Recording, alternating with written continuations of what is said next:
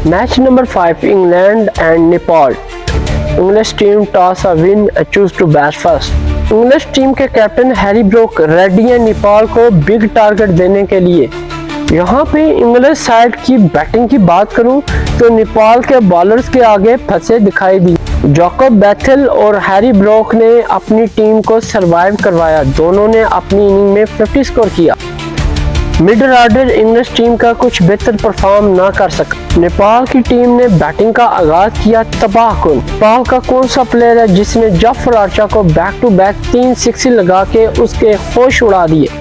Brendon McCullum जो कि English team के कोच हैं, अपनी टीम को परेशान देख के माइक्रोफोन यूज करना पड़ गया उनको। नेपाल की बैड लक। नेपाल ने इंग्लिश बॉलर्स को इस तरह धोया जैसे कि वो उनके सख्त हरीफ हो। इंग्लिश कैप्टन हैरी ब्रोक हुए अपनी टीम से नाला। अस्सलाम वालेकुम, मेरा नाम नासिर अली है। आप देख रहे हैं क्रिकेट एनालिस्ट विद नासिर। जितने भी सुनने वाले जाने वाले उनको खुशामदीद कहते हैं, और जो भी न्यू मेरे चैनल पे विजिट कर रहा हूं उनसे रिक्वेस्ट है मेरे चैनल को सब्सक्राइब और लाइक शेयर मस्त करें। बेल आइकन को मस्त प्रेस करें ताकि आने वाली वीडियो आप तक बआसानी पहुंच सके। नाज़रीन, आज हम आपको बताने जा रहे हैं match number 5 T20 world cup जो कि भारत और श्रीलंका में जारी है। और यहाँ पे बड़े ही दिलचस्प मुकाबले हैं। उनमें से एक दिलचस्प मुकाबला वो था मैच नंबर 5 इंग्लैंड और नेपाल के दरमियान। किसी ने सोचा भी नहीं था कि नेपाल इतना सख्त रिएक्शन और इतना टफ मुकाबला करेगी मैच नंबर 5 में। और यहाँ पे कह लें कि सभी यही कह रहे थे कि नेपाल जो है वो आसान हरीफ है इंग्लैंड के लिए, और इंग्लैंड यकतरफा ये मैच को विन करेगा और आसानी विन करेगा। तो यहाँ पे वाकई देखा जाए तो नेपाल का कोई भी जोड़ नहीं है इंग्लिश टीम से, क्योंकि नेपाल की टीम रिसेंट ही इंटरनेशनल स्क्वाड में शामिल हुई है। तो यहाँ पे इंग्लिश टीम तो दहाइयों से खेल रही है, तो वहां पे इनका मुकाबला दूर दूर तक भी नामो निशान नहीं था। तो जिस तरह मैच नंबर 5 में नेपाल ने एक अच्छी कारकर्दगी का मुजाहरा किया और बॉलिंग और बैटिंग में उन्होंने अपना कंट्रोल जमाए रखा और इंग्लिश टीम को काफी टफ टाइम दिया और परेशान किए रखा।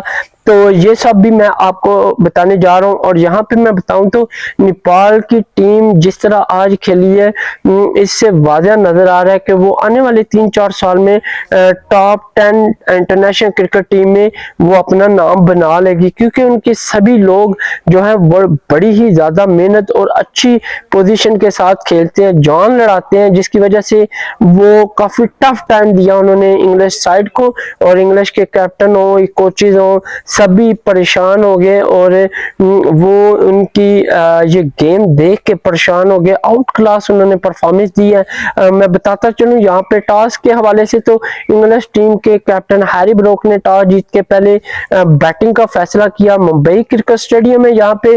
और मैं लास्ट मुंबई क्रिकेट स्टेडियम की बात करूं तो इंडिया और यूएसए के दरमियान मैच हुआ था। तो यूएसए ने टॉस जीत के पहले बॉलिंग की थी, जिसकी वजह से उनको नुकसान उठाना पड़ा शिकस्त की सूरत में। तो यहाँ पे हैरी ब्रोक ने सोचा कि मैं टॉस जीत के पहले बैटिंग करूं और बड़ा हदफ देने में कामयाब हो जाऊं, तो नेपाल उसको अचीव नहीं कर पाएगा। तो दोनों टीमों के 11 प्लेयर कौन से हैं इस मैच नंबर 5 में, ये भी मैं आपको बताता हूँ। सबसे पहले इंग्लिश साइड की तरफ चलते हैं। कौन से 11 प्लेयर है। ओपनिंग स्टैंड पर पेल्सार्ट और साथ में जोश बटलर करेंगे। दोनों ही तगड़े बैटर हैं और इन्होंने लास्ट कह लें कि श्रीलंका से सीरीज हुई थी तो वहां पे बड़ी अच्छी परफॉर्मेंस दी और बड़ा उनको धोया, व्हाइट वॉश किया T20 में। उसके बाद जैकब बैथेल इनके पास मौजूद है, बड़े ही सीनियर बैटर हैं और साथ में स्पिन बॉलिंग भी करते हैं जरूरत पड़ने पे। उसके बाद टॉम बेंटोन इनके पास मौजूद है मिडिल ऑर्डर में। साथ में हैरी ब्रोक है इनके पास जो कि इनके कैप्टन है, स्पिन बॉलिंग भी करते हैं, बैटिंग भी करते हैं और साथ में कैप्टनी के जोर भी दिखाएंगे। उसके बाद सैम करन इनके पास मौजूद है, ये मीडियम पेसर बॉलर हैं और साथ में बैटिंग के जोर भी दिखाते हैं और इन्होंने काफी सारे मैच मिडिल ऑर्डर में आके जितवाए भी हैं और इनकी जितनी तारीफ की जाए कम है। उसके बाद विल जैक्स इनके पास मौजूद है, ये भी बैटिंग के टच लगा लेते हैं T20 में और बॉलिंग के जोर भी दिखाते हैं। उसके बाद जाफर आर्चर इनके पास मौजूद है जो कि मोस्ट सीनियर बॉलर है और फास्ट बॉलिंग में जोर दिखाएंगे। साथ में लुक वुड इनको ज्वाइन करेंगे। उसके बाद अदर रशीद है, अपनी गुगली के जोर दिखाएंगे T20 वर्ल्ड कप में और देखते हैं नेपाल की विकेटें उड़ा पाते हैं या नेपाल इनको सिक्स से लगाकर ग्राउंड के बाहर बॉल को फेंकते हैं। तो टीम इनकी देखी जाए तो श्रीलंका में जो उन्होंने सीरीज खेली थी वही टीम रिवाइज की है। और यहाँ पे देखते हैं फर्स्ट T20 जो कि पूल का पहला मैच है वो कैसे इंग्लैंड खेलती है। तो उसके बाद नेपाल के 11 प्लेयर्स की मैं बात करूं तो नेपाल के ओपनिंग स्टैंड कुशाल बोरतल मौजूद है, साथ में आसिफ शेख है।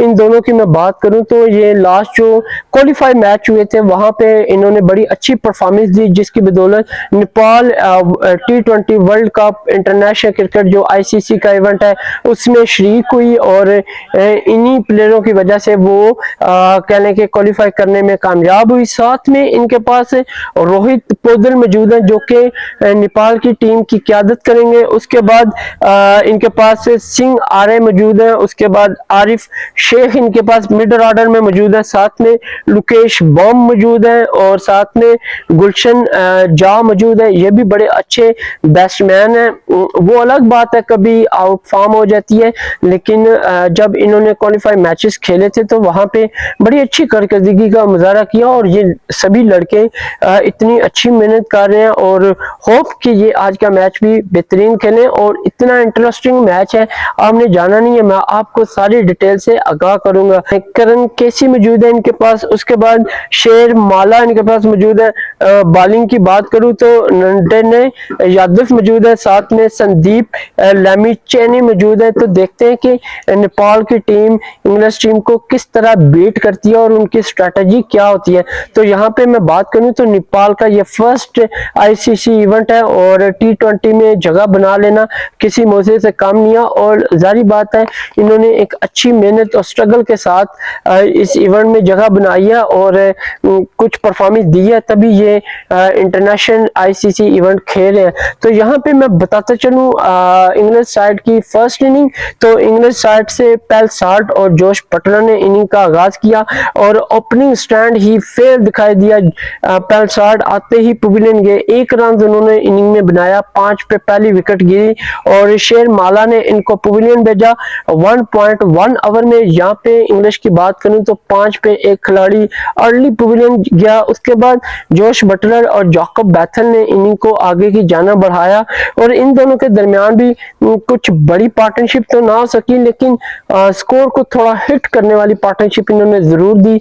38 रन इन्होंने बनाए दोनों ने और यहाँ पे सेकंड शिकार जोश बटलर हुए 26 रन बना के 43 पे सेकंड खिलाड़ी इंग्लिश टीम के 4.3 ओवर में पवेलियन गए और नंदने यादव ने इनको पवेलियन भेजा जो कि इनिंग में इन्होंने फर्स्ट विकेट हासिल की। उसके बाद जैकब बैथल टॉम बेंटन के दरमियान पार्टनरशिप का आगाज हुआ, तो ये कुछ ज्यादा पार्टनरशिप ना लगा सके, जस्ट 10+ ही इन दोनों की पार्टनरशिप हुई और यहाँ पे टॉम बेंटन लूज हुए 2 रन बनाकर 57 पे थर्ड खिलाड़ी थे जो कि 6.1 ओवर में पवेलियन गए। संदीप लैमीचेन ने इनको पवेलियन भेजा जिन्होंने इनिंग में फर्स्ट विकेट हासिल की। अगर मैं बात करूं नेपाल के बॉलर्स की तो बड़ी ही शानदार बॉलिंग का मुजाहरा किया और इंग्लैंड जस्ट 6.1 ओवर में 57 रन ही बना सका और कुछ उस तरह हाथ से बिग परफॉर्मेंस देखने को नहीं मिली और कहने के नेपाल के हाथों ये फंसे हुए थे और इनके 3 खिलाड़ी भी पवेलियन गए और बड़ी ही शानदार बॉलिंग इन्होंने की।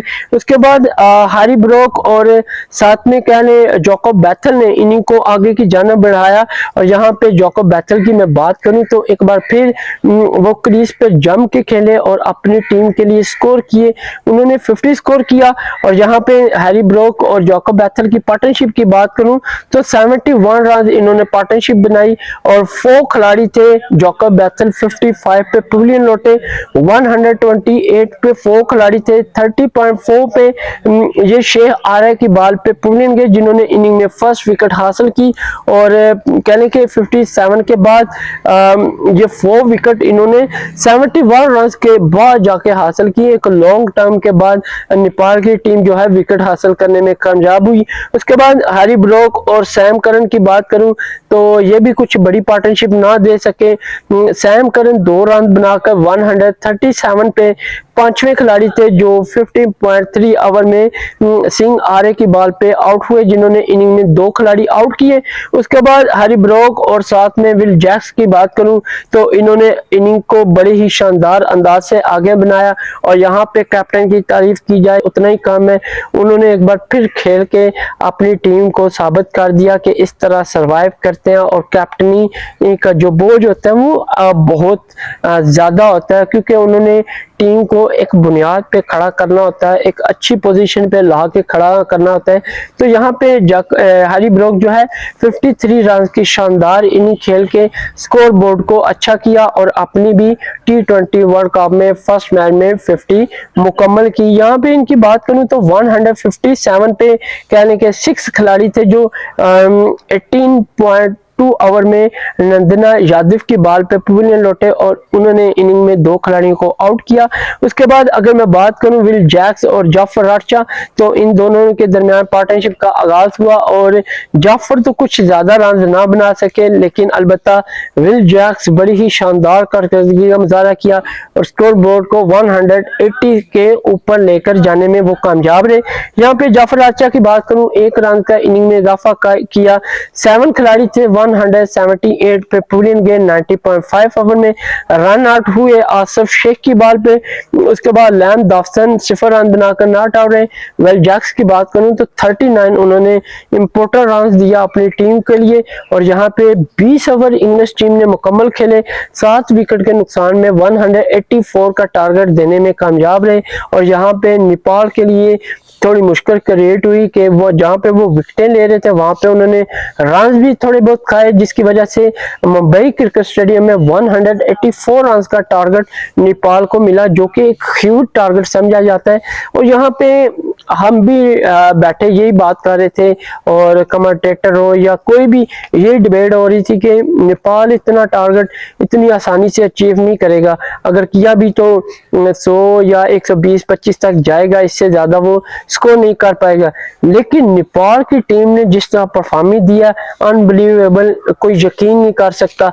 यहाँ पे नेपाल के बॉलर्स की बात करूं तो इनिंग में 5 रन एक्स्ट्रा दिया। टॉप विकेट टेकर नंदना यादव ने 2 खिलाड़ियों को आउट किया, सिंह आरा उन्होंने भी 2 खिलाड़ियों को आउट किया। उसके बाद संदीप लेमिचेन और साथ में शेर माला इन्होंने एक खिलाड़ी को आउट किया। तो यूं 184 के ताकत में नेपाल ने अपनी सेकंड इनिंग का आगाज किया। अगर ओपनिंग स्टैंड की बात करूं तो कुशाल बर्तल और साथ में आसिफ शेख के दरमियान पार्टनरशिप का आगाज हुआ, और इन दोनों ने बड़ी ही धीमे स्टार्ट से और अच्छे अंदाज के साथ पार्टनरशिप का आगाज किया। 3.5 ओवर में इन्होंने 37 रन की बेहतरीन पार्टनरशिप लगा के इंग्लिश टीम के लिए खतरे की घंटी बजाई, और यहाँ पे फर्स्ट ब्रेक थ्रू लैम डॉफसन ने हासिल किया, और 37 पे पहला खिलाड़ी आसिफ शेख पवेलियन गए, जिन्होंने इनिंग में 7 रन बनाए। उसके बाद कुशाल बार्तल और साथ में रोहित पौदल की दरमियान पार्टनरशिप की मैं बात करूं तो इन दोनों ने इनिंग को आगे की जाना बढ़ाया, और जस्ट इन दोनों के दरमियान कह रहे कि 5+ ही स्कोर हुए। और यहाँ पे साल बार्तल जो है वो 29 रन बनाकर सेकंड खिलाड़ी थे। 42 पे पवेलियन गए, और 5.2 ओवर में यहाँ पे विल जैक्स ने इनको पवेलियन भेजा। उसके बाद रोहित पौदल और साथ में सिंह आरा के दरमियान एक स्ट्रॉन्ग पार्टनरशिप ने इंग्लिश कैंप की नींदें उड़ा दी, और वहां पे देखा गया कि इंग्लिश जो कोच है ब्रैडन मैकलम वो माइक्रोफोन लेके गाइड करने पे मजबूर हो गया अपनी टीम को कि नेपाल ने इस तरह इनको मुश्किल में डाला। और यहाँ पे कमेंटेटर की बात करूं तो वो भी बहुत ज्यादा हैरान हुए कि यार ये नेपाल के आगे फंसे हुए हैं, दोनों का न्यूट्रल वेन्यू है, ना नेपाल का होम ग्राउंड ना इंग्लैंड का, तो यहाँ पे मुकाबला होता देखा गया। और नेपाल ने सच अ ग्रेट गेम की, उन्होंने नहीं देखा आदर रशीद है बॉलिंग में, जाफर आर्चर है, लैम डॉफसन है, विल जैक्स है, या फिर लुक वुड है, सारों को बराबर का धोया, और 82 रन की शानदार पार्टनरशिप ने यानी कि इंग्लिश टीम की बुनियाद को हिला दिया और उनकी कैप्टनसी पे सवाल उठा दिए। यहाँ पे अगर इनके कैप्टन की मैं बात करूं तो बेहतरीन अंदाज के साथ उन्होंने इनिंग को आगे की जाना बढ़ाया। यहाँ पे थर्ड खिलाड़ी थे सिंह आरा, जिन्होंने 44 रन बनाए, 6 रन की दूरी पे थे, 50 ना कर सके। 124 पे थर्ड खिलाड़ी थे जो 40.2 ओवर में पुलिन गए सैम करन का ये शिकार हुए, जिन्होंने इनिंग में फर्स्ट विकेट हासिल करके इंग्लैंड को एक बार फिर अच्छा ब्रेक थ्रू हासिल करके दिया। उसके बाद रोहित पौडल और साथ में आरिफ शेख के दरमियान पार्टनरशिप का आगाज हुआ और जस्ट 2 रन ही इन दोनों में बने और यहाँ पे इनके रोहित पौडल जो कैप्टन है वो 39 रन बनाकर एक अच्छी इनिंग खेल के पवेलियन के 126 पे 4 खिलाड़ी थे, 15.3 ओवर में ये आउट हुए और लैम डॉफसन का शिकार हुए, जिन्होंने इनिंग में 2 खिलाड़ियों को आउट किया। उसके बाद आरिफ शेख और लुकस बम के दरमियान पार्टनरशिप का आगाज हुआ और इन दोनों के दरमियान जस्ट कहने के 20 रन ही बने और यहाँ पे आरिफ शेख 10 रन बनाकर पवेलियन गए। 5वें खिलाड़ी थे 146 पे जाफर आर्चा का ये शिकार हुए, जिन्होंने इनिंग में फर्स्ट विकेट हासिल की। उसके बाद मैं जाफर आर्चा की बात बताऊं तो लुकस बम ने बेहतरीन इनिंग खेली और इनको बैक टू बैक 3 सिक्सर लगा के इनकी आकड़ को कम किया और इन्हें बताया कि हम भी खेलने वाले प्लेयर हैं और इन्होंने शानदार इनिंग खेली, लेकिन इनके साथ जो दीगर प्लेयर है वो ज्यादा देर ना टिक सके। गुलशन जा की बात करूं, 1 रन बनाया 175 पे 6 खिलाड़ी थे, 80.6 ओवर में लुक वुड का ये शिकार हुए, जिन्होंने इनिंग में फर्स्ट विकेट हासिल की। उसके बाद करन केसी की बात करूं, 1 रन बनाकर ये नॉट आउट है और लोकेश बम की बात करूं 39 रन बना के बेहतरीन इनिंग खेली और बैड लक थी, सिर्फ बैड लक, बस मैं इतना ही कहूंगा, क्योंकि इंग्लैंड जो है अपने बलबूते पे नहीं जीता बल्कि नेपाल की बैड लक थी। जस्ट 4 रन से कह लें कि इंग्लिश टीम जीती और इतना बड़ा हदफ थे कि 184 रन का हदफ दिया और नेपाल ने 180 रन बनाए 20 ओवर में और इनके 6 खिलाड़ी आउट हुए, लेकिन बैड लक थी नेपाल की। टोटली मैच उनके कंट्रोल में था, उनके ही क्रेडिट जाता था कि वो ये मैच जीते, लेकिन वो इसको अचीव नहीं कर पाए। लेकिन ये भी मैं कहूँ तो नेपाल की जीत है, क्योंकि इतनी बड़ी टीम के साथ इस तरह मुकाबला करना अनबिलीवेबल खेल है और वाकई उन्होंने खेल के बताया कि इस तरह खेला जाता है और इस कैंप में इन्होंने हलचल मचा दिया और इंग्लैंड के बाद जो इनकी नेक्स्ट टीम है वेस्ट इंडीज होगी या दूसरी टीम है तो उनके लिए भी एक खतरे की घंटी बजा दी नेपाल ने और होप के नेपाल सक्सेसफुल मैचेस खेल के आगे की जानब बढ़े। यहाँ पे 20 ओवर में नेपाल जस्ट 180 स्कोर ही कर सका और इंग्लिश टीम के एक्स्ट्रा की बात करूं तो 10 रन अक्सर दिया और यहाँ पे टॉप विकेट टेकर की बात करूं लैम डॉफसन 2, विल जैक 1 और सैम करन 1, जाफर आर्चा भी 1 और लुक वुड भी 1 खिलाड़ी को आउट करने में कामयाब हुआ। यहाँ पे मैच नंबर 5 में प्लेयर ऑफ द मैच की बात करूं तो विल जैक रहे, जिन्होंने 1 विकेट भी हासिल की और 39 रन भी बनाए और इंग्लिश टीम ये मैच जीत तो गई लेकिन बहुत ही टफ और कम मार्जिन से, जिसका उनको जरा भी खुशी नहीं हुई। और नेपाल की टीम की मैं बात करूं तो वो हार के भी उन्होंने ग्राउंड के चक्कर लगाए और अपने क्राउड का शानदार इस्तकबाल किया, क्लैपिंग करके और शुक्रिया अदा किया, क्योंकि नेपाल के लोग बहुत ज़्यादा मुंबई क्रिकेट स्टेडियम में आए थे और अपनी टीम को फुली सपोर्ट करने आए थे और उनका जोश और वलवला देख के ऐसा लग रहा था कि ये दोनों टॉप 2 टीम्स हैं जिस तरह खेल रही हैं अनबिलीवेबल क्रिकेट। अभी तक जो मैच हुआ है सबसे बेहतरीन मैच नंबर 5 हुआ है इंग्लिश और नेपाल के दरमियान और होप के नेपाल आगे भी अच्छा परफॉर्म करें। अब इंग्लिश को मजीद मेहनत करना होगी तभी वो मैच जीत पाएगी, अदरवाइज उनको किसी भी टाइम एक बड़ा झटका लग सकता है। तो मिलते हैं मैच नंबर 6 में, तब तक के लिए इजाजत दें, अल्लाह हाफिज।